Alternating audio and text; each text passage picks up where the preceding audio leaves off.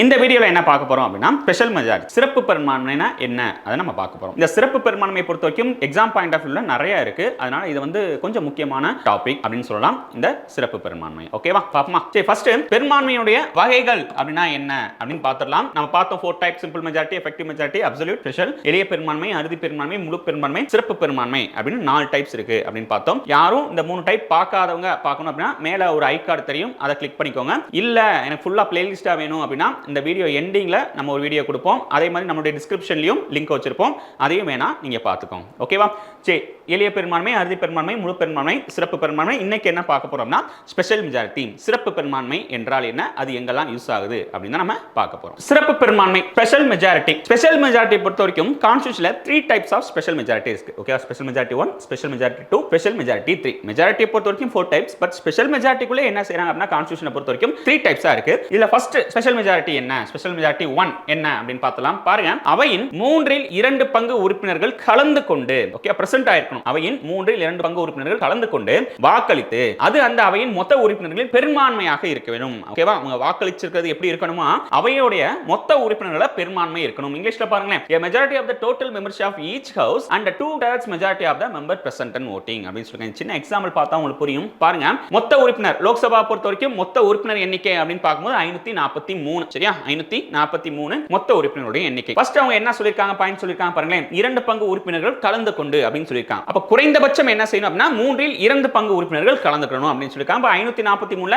3இல் 2 பங்கு எவ்வளவு அப்படின்னு பார்க்கும்போது 362 பேர். அப்ப 362 பேர் என்ன செஞ்சிருக்கணும், அந்த அசெம்பிளில பிரசன்ட் ஆயிருக்கணும். சரியா? அந்த அவையில என்ன செய்யணும், கண்டிப்பான லோக்சபால கண்டிப்பான பிரசன்ட் ஆயிருக்கணும். சரியா? இது மினிமம். இது ஃபர்ஸ்ட் பாயிண்ட். இரண்டாவது பாயிண்ட் பாருங்களேன், என்ன சொல்றாங்க, அது அந்த அவையின் மொத்த உறுப்பினர்களின் பெரும்பான்மையா, அந்த வாக்களிக்கிறது அப்படிங்கிறது அந்த அவையின் மொத்த உறுப்பினர்களா பெரும்பான்மையா இருக்கணும். சரி சார், 362 வந்துட்டாங்க, 400 பேர் வந்துட்டாங்க. அப்ப மெஜாரிட்டி எவ்வளவு அப்படின்னு பார்க்கும்போது அந்த அவையுடைய மொத்த உறுப்பினர் எண்ணிக்கை 543 இருக்கு இல்லையா, அதுல பெரும்பான்மையா இருக்கணும். அதுல பெரும்பான்மை அப்படின்னு பார்க்கும்போது 50%, 272. 543ல பெரும்பான்மை அப்படின்னு பார்க்கும்போது 50%, 272 பேர். அப்ப என்ன அர்த்தம் அப்படின்னா 362 பேர் குறைந்தபட்சம் வந்திருக்கணும், அதுல 272 பேர் வாக்களிக்கணும். சரி சார், 362 பேர், 360 பேர் வந்தா அந்த அவையை நடத்தலாமா? முடியாது. இல்ல 350 பேர் நடந்தா அவையை நடத்தலாமா? முடியாது. சரி, பிரசன்ட் 362 பேர் ஆயிட்டாங்க, ஆனா பெரும்பான்மை எனக்கு கிடைக்கல, 270 தான் இருக்கு, 250 தான் இருக்கு. அப்போ ஓகேவா? இல்ல, பண்ண முடியாது. சரி, அப்ப குறைந்தபட்சம் 362 பேர் வருகை தந்து வாக்களிச்சிருக்கணும். அந்த பெரும்பான்மை அப்படிங்கிறது மொத்த அவையுடைய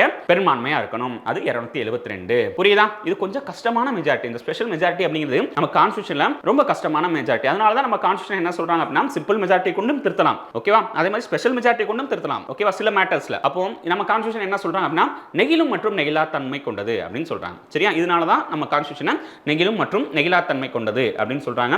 சரி, இது எங்கெங்கெல்லாம் யூஸ் ஆகுது புரிஞ்சுக்கிட்டீங்களா? இது எங்கெங்கெல்லாம் யூஸ் ஆகுது அப்படின்னு பார்த்தோம்னா ஃபர்ஸ்ட் அரசியலமைப்பு சட்ட திருத்தம் ஆர்டிகல் 368, ஆர்டிகல் 368ல இதை யூஸ் பண்றாங்க. நம்ம அரசியலமைப்பே திருத்தணும், ஓகேவா, நம்ம கான்ஸ்டிடியூஷனே திருத்துறாங்க அப்படின்னா என்ன செய்யணும் அப்படின்னா அந்த ஸ்பெஷல் மெஜாரிட்டியை யூஸ் பண்ணி திருத்தணும். ஏன்னா கொஞ்சம் கஷ்டமான மெஜாரிட்டி, அதனால அதை அவங்க ப்ரிஃபர் பண்றாங்க. ரெண்டாவது, இந்த அரசியலமைப்பு சட்ட திருத்தம் இருக்கு இல்லையா, இதுலயே இன்னொரு டைப் இருக்கு. என்ன டைப் அப்படின்னு பார்க்கும்போது நார்மலா ஸ்பெஷல் மெஜாரிட்டி 1 அப்படிங்கிறது அரசியலமைப்பு சட்ட திருத்தம் ஆர்டிகல் 368 தான். இதுல இன்னொரு டைப் என்ன இருக்கு அப்படின்னு பார்த்தோம்னா ஸ்பெஷல் மெஜாரிட்டியோட சேர்ந்து 50% மாநில சட்டமன்றத்துடைய ஒப்புதல் வேணும். 50% மாநில சட்டமன்றத்துடைய ஒப்புதல் வேணும். ஓகேவா? எதுக்காண்டி சார் இந்த 50% மாநில சட்டமன்ற ஒப்புதல் வேணும் அப்படின்னு கேட்டீங்க அப்படின்னா நீங்க ஃபெடரல் சிஸ்டத்துல கை வைக்கிறீங்க. ஓகே, கூட்டாட்சி தத்துவத்துல கூட்டாட்சி அமைப்புல நீங்க கை வைக்கிறீங்க, அதுல சட்ட திருத்தம் பண்றீங்க அப்படின்னா நீங்க என்ன செய்யணும் அப்படின்னா கண்டிப்பா 50% மாநில சட்டமன்றத்துடைய ஒப்புதல் வேணும். இது போக ஸ்பெஷல் மெஜாரிட்டியும் வேணும், அது போக பிளஸ் அது போக 50% மாநில சட்டமன்றத்துடைய ஒப்புதல். 50% மாநிலம் அப்படின்னா எவ்வளோ, 28 மாநிலங்கள் இருக்குன்னா 14 மாநிலங்களுக்கும் மேல அந்த அந்த அந்த சட்ட திருத்தத்துக்கு அவங்க ஒப்புதல் கொடுக்கணும். ஓகேவா? என்ன சொல்லுவாங்க அப்படின்னா இந்த பஞ்சாயத்து ராஜ் கொண்டு வந்தாங்க இல்லையா, பஞ்சாயத்து ராஜ் கொண்டு வரும்போது பாத்தீங்கன்னா அது மாநில பட்டியல இருந்துச்சு. சரியா? அது வந்து இந்தியா முழுக்க செயல்படுத்த சொல்றாங்க. 1992ல பஞ்சாயத்து ராஜ் சட்டம் கொண்டு வராங்க. சரியா? அது வந்து நீங்க ஸ்பெஷல் மெஜாரிட்டில தான் அவங்க கொண்டு வராங்க, ஸ்பெஷல் மெஜாரிட்டில தான் கொண்டு வராங்க. பட் என்ன அப்படின்னா 50% மாநிலங்களுடைய ஒப்புதலுக்காண்டி அவங்க வெயிட் பண்ணி 1993 ஏப்ரல் 24 தான் என்ன செய்றாங்க அப்படின்னா அவங்க நடைமுறைக்கு படுத்துறாங்க. சரியா? ஒரு 6 மாதம் காலம் அவங்க எடுத்துக்கிறாங்க. டிசம்பர்ல கொண்டு வந்தாலும் இந்த ஜனவரி, பிப்ரவரி, மார்ச், ஏப்ரல் அப்படிங்கிறது அந்த 4 மாதம் காலத்தை எடுத்துக்கிறாங்க. 92ல அவங்க கொண்டு வந்திருப்பாங்க, சட்டம் 92 தான். ஆனா 93 ஏப்ரல் ஏப்ரல் 24 தான் என்ன செய்றாங்க நடைமுறைப்படுத்துறாங்க. எதுக்காண்டி அந்த காலம் 4 மாச காலம் அப்படின்னு பார்த்தோம்னா நம்மளுடைய மாநில சட்டமன்றங்களே ஒப்புதல்காண்டி அவங்க வெயிட் பண்ணிக்கிட்டு இருப்பாங்க. ஓகேவா? அப்போ கூட்டாட்சி தத்துவத்தில் கை வைக்கும் போது என்ன செய்யணும் அப்படின்னா ஸ்பெஷல் மெஜாரிட்டியோட 50% மாநில சட்டமன்றத்துடைய ஒப்புதல் தேவை. 50%க்கும் மேலான மாநில சட்டமன்றத்துடைய ஒப்புதல் வேணும். சரியா? ஒன்னு நார்மலா ஒரு சட்ட திருத்தம் பண்றீங்க, அரசியலமைப்புல திருத்தம் பண்ணீங்கன்னா ஒன்றும் பிரச்சனை கிடையாது. சரியா? ஆனா கூட்டாட்சி தத்துவத்தில் நீங்க சட்டம் திருத்தம் பண்றீங்க அப்படின்னா 50% மாநில சட்டமன்றங்களையும் ஒப்புதல் வேணும். ஓகேவா?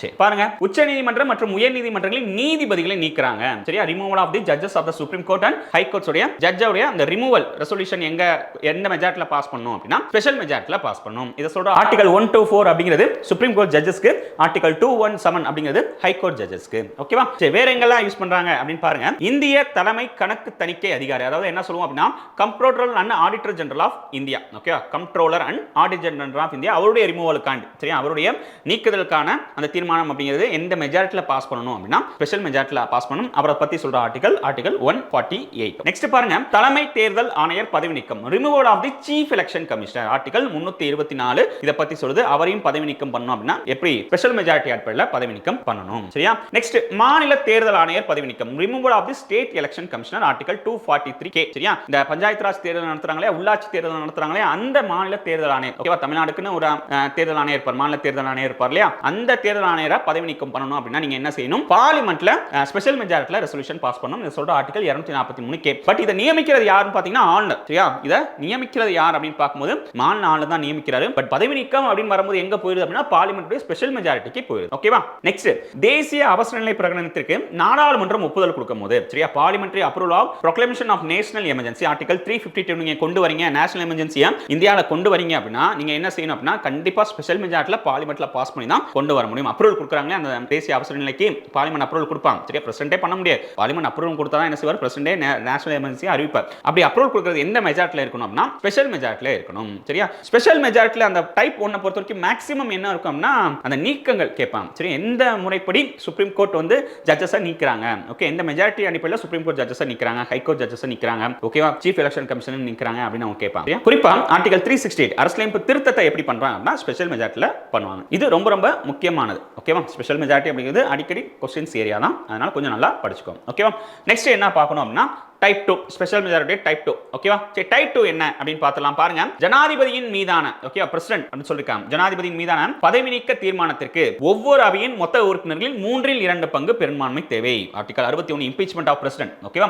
2/3 majority of the total membership of each house the requirement the impeachment of the president. President நீங்க பதவி நீக்கம் பண்ணனும் அப்படினா என்ன சொல்றாங்க?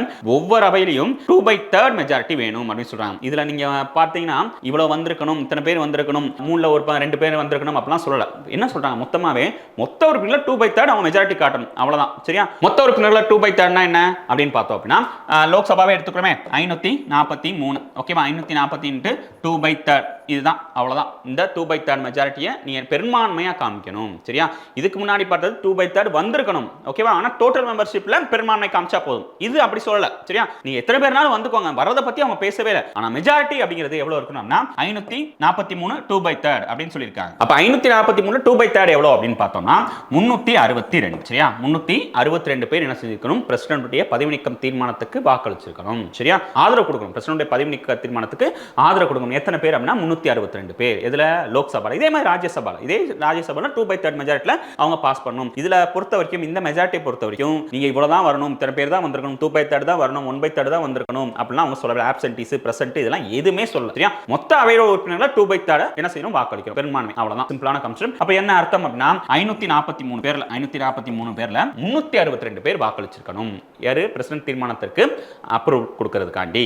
சரியா? 543 பேர்ல 300. இது என்ன இருக்கும்? 543 வர மாட்டாங்க. சரியா? நிறைய பேர் வராம கூட இருப்பாங்க. 400 இருக்கும், 500 இருக்கும். சரியா? அது அவங்க அந்த அன்னைக்கு பிரசிடென்ட்டோட பொறுத்து. சரியா? ஆனா என்ன செய்யணும்? 362 பேர் வாக்களிக்கணும். இது பிரசிடென்ட்டுடைய பதவி தீர்மானம். இதுவும் கஷ்டமான மெஜாரிட்டில இந்த ஸ்பெஷல் மெஜாரிட்டி 2 அப்படிங்கிறது. ஓகேவா? Next special majority 3. இந்த ஸ்பெஷல் மெஜாரிட்டி 2 பொறுத்த வரைக்கும் அந்த ஒரே இடத்துல தான் யூஸ் பண்றாங்க. சரியா? ஜனாதிபதியை பதவி நீக்கம் தீர்மானத்துக்கு மட்டும் தான் அந்த ஸ்பெஷல் மெஜாரிட்டி 2 யூஸ் பண்றாங்க. இதுல பாருங்க ஸ்பெஷல் மெஜாரிட்டி 3. சரி, இந்த ஸ்பெஷல் மெஜாரிட்டி 3 எது என்ன அப்படின்னு பார்த்தலாம். பாருங்க, ராஜ்யசபாவில் வருகை தந்து வாக்களிக்கும் உறுப்பினர்களில் 3/2 பங்கு பெரும்பான்மை தேவை. சரியா, என்ன சொல்றாங்க, இது வந்து ராஜ்யசபாக்கு உரித்த அந்த ஸ்பெஷல் மெஜாரிட்டி 3 அப்படின்னு சொல்லுவாங்க. சரியா, ராஜ்யசபாவுக்கே உரித்தான அந்த ஸ்பெஷல் மெஜாரிட்டி 3 அப்படின்னு சொல்லுவாங்க.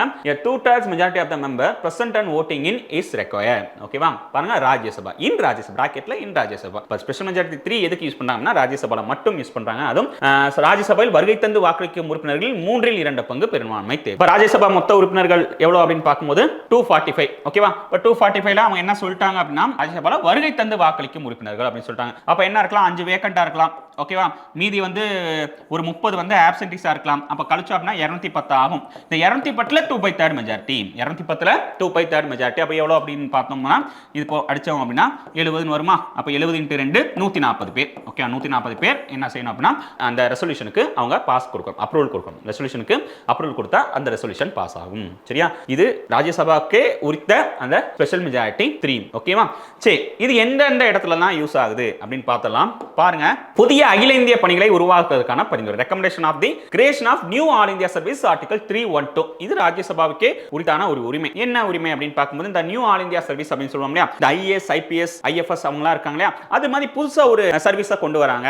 ஐஜிஎஸ், ஓகேவா, இந்தியன் ஜுடிஷியல் சர்வீஸ் அப்படின்னு கொண்டு வரலாம். இல்ல ஐஎம்எஸ் இந்தியன் மெடிக்கல் சர்வீஸ் அப்படின்னு கொண்டு வரலாம். இந்த மாதிரி புதுசா ஏதாச்சும் ஒன்று கொண்டு வராங்க அப்படின்னா ஃபர்ஸ்ட் எங்க ரெசல்யூஷன் பாஸ் ஆகணும் அப்படின்னா ராஜ்யசபால ரெசல்யூஷன் பாஸ் ஆகணும். ஏன் ராஜ்யசபால ரெசல்யூஷன் பாஸ் ஆகணும்னா அவங்க தான் மாநிலங்களவை பிரதிநிதித்துவத்தை அங்கதான் என்ன செய்றாங்க கொண்டு வந்திருக்காங்க. அதனால அது மாநிலங்களவை அங்கதான் ஃபர்ஸ்ட் அவங்க ரெசல்யூஷன் பாஸ் பண்ணணும். ஓகேவா, எந்த மெஜாரிட்டி அடிப்படையில ஸ்பெஷல் மெஜாரிட்டி, அதுவும் குறிப்பா அந்த ஸ்பெஷல் மெஜாரிட்டி 3 இன் அடிப்படையில் அங்க ராஜ்யசபால அந்த ரெசல்யூஷனை பாஸ் பண்ணணும். ஒன்னு. ரெண்டாவது பாயிண்ட் என்ன அப்படின்னு பார்க்கும்போது மாநில பட்டியல் உள்ள விஷயங்களை குறித்து நாடாளுமன்றம் சட்டம் இயற்றுதல். ஓகே, பார்லிமெண்ட் வந்து அந்த ஸ்டேட் லிஸ்ட்ல, ஓகே, மாநில பட்டியல், பொது பட்டியல், மத்திய பட்டியல் அப்படின்னு படிச்சிருப்போம். சரியா, ஒருவேளை மாநில பட்டியல்ல மத்திய அரசு கை வைக்கிறாங்க, மேக்ஸிமம் மாநில பட்டியல்ல மாநில அரசு தான் அவங்க சட்டம் இயற்றுவாங்க. ஒருவேளை மாநில பட்டியல்ல மத்திய அரசு சட்டம் இயற்றணும் அப்படின்னா என்ன செய்வாங்க அப்படின்னா ராஜ்யசபா ரெசல்யூஷன் பாஸ் பண்ணுவாங்க. சரியா, இந்த மாதிரி மாநில பட்டியல எங்களுக்கு சட்டம் இயற்றி கொடுங்க ஆர்டிகல் 249. ஓகேவா, ஆர்டிகல் 249 என்ன சொல்லும் அப்படின்னா மாநிலங்களவை ஸ்பெஷல் மெஜாரிட்டில பாஸ் பண்ணா என்ன செய்யலாம் அப்படின்னா மத்திய அரசு மாநில பட்டியல சட்டம் இயற்றலாம். சென்ட்ரல் கவர்மெண்ட் அப்படிங்கிறது ஸ்டேட் லிஸ்ட்ல